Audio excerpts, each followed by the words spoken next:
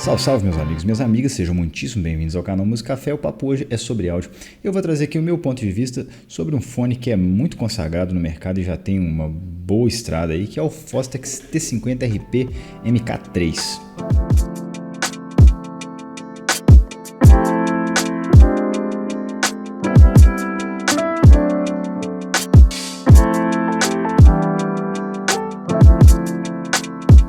Quero agradecer demais aqui ao Guilherme que me mandou esse fone somente para review e não pediu para falar nem mal nem bem. E o Guilherme tem uma loja muito legal que ele normalmente traz dispositivos de áudio até bem sofisticados e coloca na lojinha dele lá. Eu vou deixar o link aqui para quem quiser conferir. Muito obrigado, Guilherme. E esse Fostex, inclusive do review, tá à venda lá na lojinha dele. Eu já falei sobre a Fostex aqui no canal, lá no review do TH900, que já foi um fone topo de linha da marca. Lá num dos primeiros vídeos do canal, se não me engano, foi nos primeiros meses ali do canal.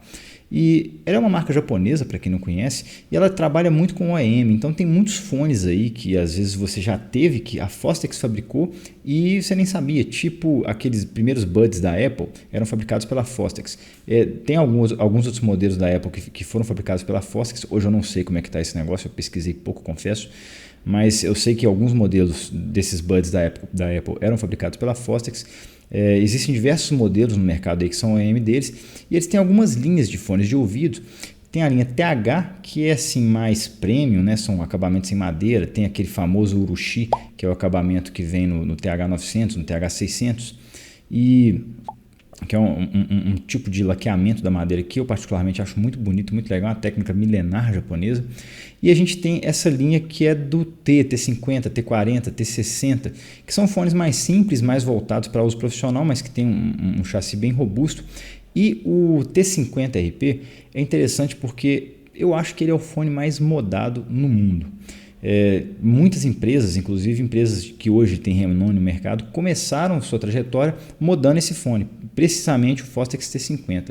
Na época talvez o MK2 ou o MK3. Então, por exemplo, empresas como a Dan Clark Audio começou modando o T50RP, era na época os Mad Dogs e os Alpha Dogs, foram acho que os primeiros fones que eles modaram, que era justamente, eles pegaram o T50RP e faziam algumas modificações para a marca deles, né? Deixava o negócio personalizado. Tem a Mod House, que é uma das mais famosas hoje.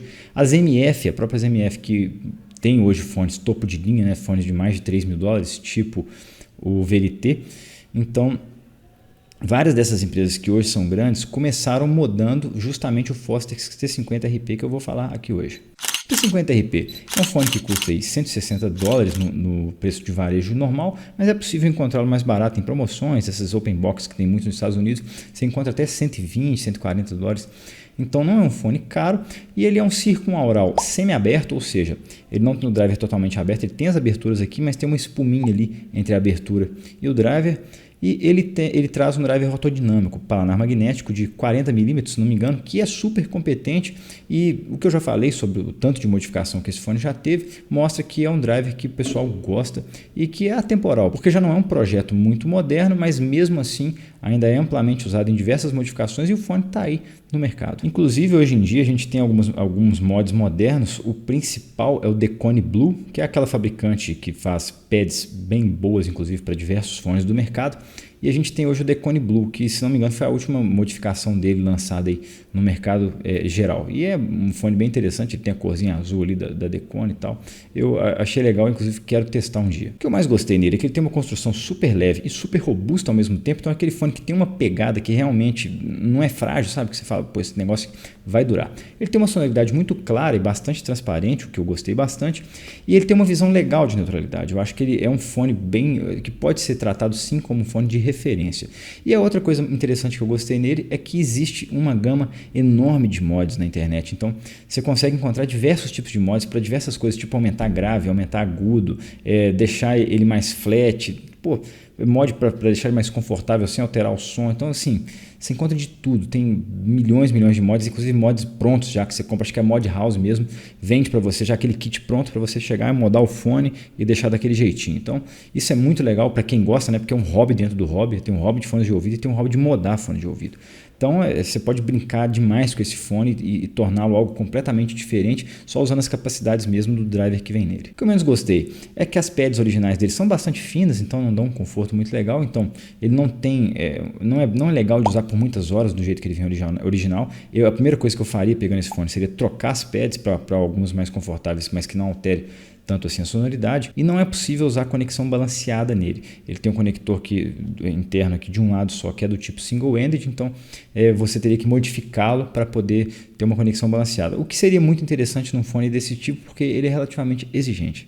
O T50RP vem nessa caixinha de papelão bem simples, não tem nada demais nela, não é nem rígida demais. Tem um manualzinho maneiro que explica aqui que a conexão do fone não é balanceada, tá vendo?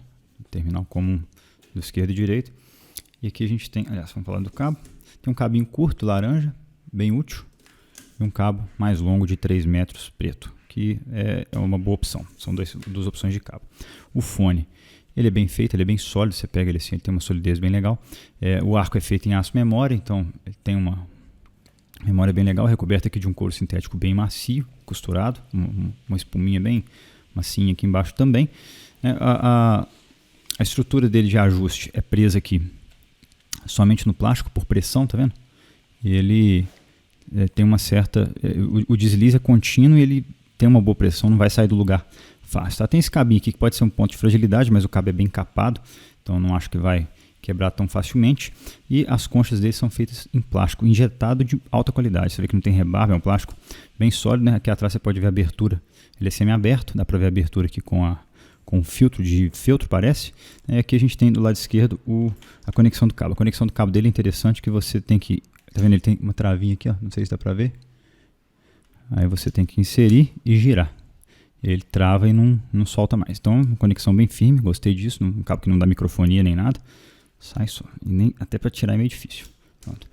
E aí, aqui, a gente tem as pads dele. E aqui, para mim, é o pior ponto. Tá vendo? Elas são muito rasas.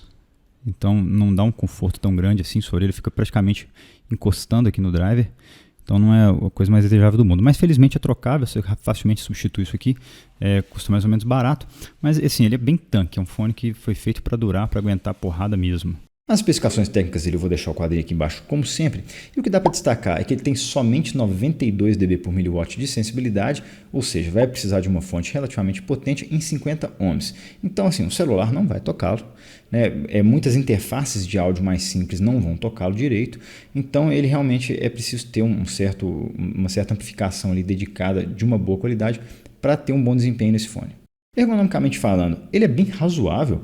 Eu gostei do peso dele, ele tem um peso bem legal e tal. O problema fica nas pads, elas são muito finas, então acaba esquentando demais, sabe? O driver, a parte que protege o driver aqui praticamente toca suas orelhas. A pad é muito fininha, não tem um conforto muito legal. E ele oferece um certo nível de isolamento por ser um semi-aberto.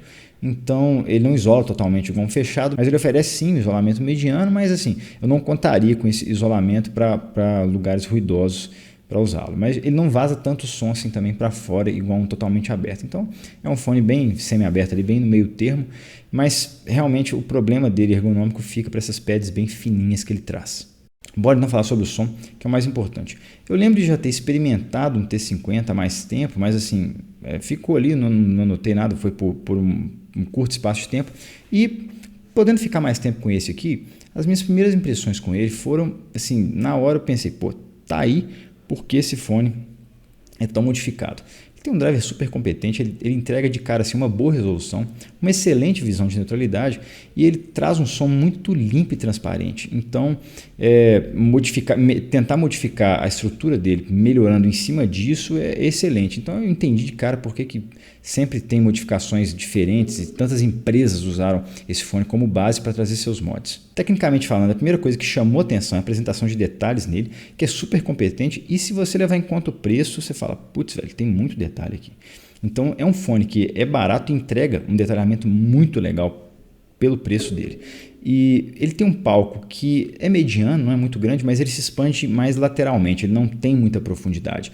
É um palco meio estéreo, assim, sabe? E aí a separação de instrumentos também fica meio estéreo, fica aquela coisa meio aqui e aqui, sem ter aquela separação como se fosse ou um arco, assim, ou como se você tivesse aquele palco mais tridimensional. Não é um demérito nessa faixa de preço, só dele ter um palco razoável e ainda separar bem instrumentos, mesmo que de uma forma meio estéreo ali, já é bem legal. Então eu gostei disso nele. E a separação de instrumentos também é bem boa e mostra que é um fone bem competente e técnico. Seus graves estão levemente a norte do que eu considero neutros, mas pouquinha coisa, e tem bastante extensão, então você sente mesmo o chão.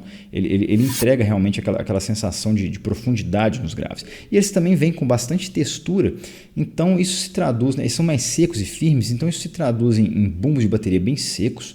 Você tem baixos ali bem texturizados, então eu achei que a parte grave dele, apesar de não ser totalmente neutra, na minha opinião, ela realmente é boa, é bem executada, com bastante textura, com bastante extensão, e tudo isso conta muito na tonalidade geral dele. Seus médios têm uma excelente tonalidade e mostram que ele é um fone realmente de referência. São feitos com bom corpo e tem também uma textura muito legal, são assim, aquelas vozes bem texturizadas, né? Instrumentos de sopro bem texturizados, e eles são mais secos e tem um foco muito legal.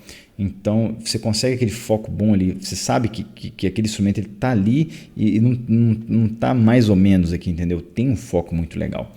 E isso mostra que é um fone realmente feito para ser referência. A única coisa que o impede de tirar um 10 nesses médios é que eventualmente esses timbres dele podem soar um pouquinho mais duros. Então você tem, por exemplo, um sax ou um trompete numa gravação de jazz clássico, que vai soar ali um pouquinho mais duro, então não vai ser aquela coisa prazerosa de escutar. Mas de uma maneira geral são totalmente corretos apesar disso. Então nem sempre ele vai ser um fone que vai trazer aquele prazer musical, mas ele mostra as coisas sim bem corretamente. Seus agudos têm uma boa atividade e trazem uma quantidade bem correta de arejamento e claridade.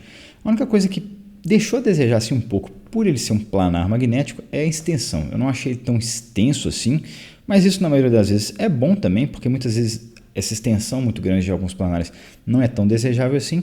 Então são agudos corretos, não me incomodaram em nada e trazem ali uma riqueza muito boa de detalhes, tem uma boa resolução também. Acho legal falar sobre sinergias com esse fone, que ele não é tão simples de tocar assim, é um fone que, igual eu falei lá atrás, relativamente exigente, mas há algumas fontes interessantes no mercado a um preço muito legal que tocam muito bem. Eu gostei da maneira como ele tocou no meu E1DA Power Deck V2. Ficou excepcional e ele deu conta de entregar, assim, com um volume relativamente baixo ali, ele deu conta de entregar todo o potencial do fone.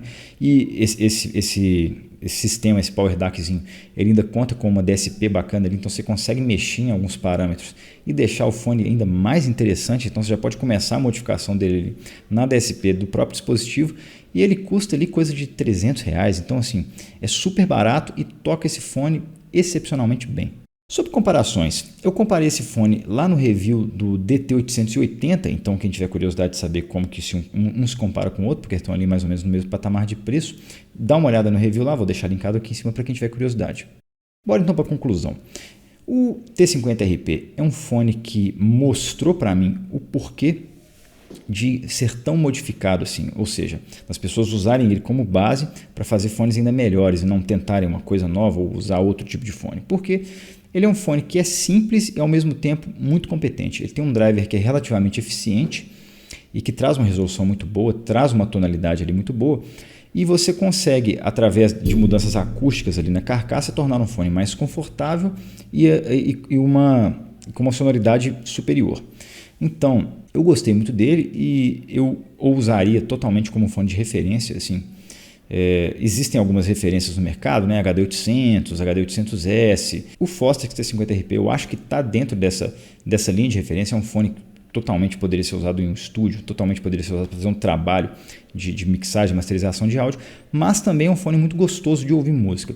Há alguns gêneros que não caíram tão bem nele, igual eu citei anteriormente. Jazz clássico, por exemplo, pode ser que tem alguma dureza ali nos timbres de instrumentos de sopro, principalmente, mas não chega a incomodar, sabe? Eu só citei isso porque realmente ele traz uma dureza um pouquinho mais alta, mas não chega a incomodar. Ele tem médios muito bem focados ali, numa posição muito boa, graves talvez um pouquinho acima de uma neutralidade, mas também são muito ricos, com uma textura muito boa. Então, assim, tirando a parte do conforto das pads dele, que realmente eu não gostei, é um fone que eu não consegui ficar muito tempo em função disso, né? Tipo, coisa de 40 minutos, uma hora, eu já estava achando meio ruim aqui a cartilagem da orelha, já um pouquinho incomodada. Então, não é um fone que, do jeito que ele vem de fábrica, eu usaria por muito tempo. Mas, de qualquer forma, eu acho que é um fone muito bom. Você trocando as pads ali, você já consegue transformar. Eu não sei quanto a sonoridade, como que cada pad se comportaria, teria que ver. Já tem, tipo, bicho, tem centenas de mods aí provavelmente desse fone pela internet afora. Então é um fone que entrega muito e é muito barato pelo que ele faz. Ele precisa de uma fonte um pouco melhor, então você não vai conseguir plugar ele tipo na placa-mãe de um computador e usar de boa, não vai rolar, porque ele é realmente exigente. Mas quem já tem um sisteminha, ou esse Power Deck da E1DA que eu falei aqui, que deu uma sinergia legal com ele, já está super legal. Você ali com um Power Deck de R$300 mais esse fone de $140, já está com um sistema que eu consideraria como referência e assim, toca tudo muito bem, de forma muito competente. Então esse fone, sem dúvida, é uma recomendação. Inclusive, eu acho que ele é muito interessante para jogar. Ele tem a carcaça ali também bem resistente, então é tranquilo de você colocar, por exemplo, um mod mic, né, que é aquele microfonezinho que você cola do lado do fone para quem curte jogar e falar durante o jogo ali online. Então ele é bem interessante para isso. Eu só mudaria realmente as pads para ficar mais confortável para jogar por mais tempo. E cara, ele tem um posicionamento muito legal ali, você consegue visualizar muito bem, apesar de o palco não ser muito tridimensional. Eu acho que a posição espacial dele é muito boa e muito precisa. Então é um fone que me agradou muito. Eu certamente o modificaria, mas assim, é sensacional e ele é ótimo para quem quer um hobby dentro do hobby. Então, tipo, você curte o hobby de fones de ouvido, mas não está a fim de gastar dinheiro, de comprar muito fone e tal. Pô, pega esse fone e vai testando modificações nele, porque você não precisa inventar a roda. Tem já muita coisa pronta ali que você compra, faz, ou que você imprime em 3D lá. O próprio, acho que é o Alpha Dogs da Dan Clark Audio, era feito em impressão 3D, a carcaça era feita em impressão 3D. Então assim, é um fone sensacional, eu gostei muito, agradeço demais ao Guilherme pela oportunidade de testá-lo e trazer o review aqui para vocês, muito obrigado. E é isso, pessoal, quem curtiu, dá o joinha, quem não curtiu, dá o dedinho para baixo, mas fala porque é melhor da próxima vez, e convido a quem não conhece conhecer minha campanha lá no Apoia-se, vou deixar o link aqui embaixo, tem um grupo exclusivo de Telegram, vamos ter alguns sorteios bem legais, e em breve a gente vai ter o sorteio de um AudioDream AD3 para os apoiadores Gold. Muito obrigado por verem o vídeo até aqui, um abração, até a próxima e valeu!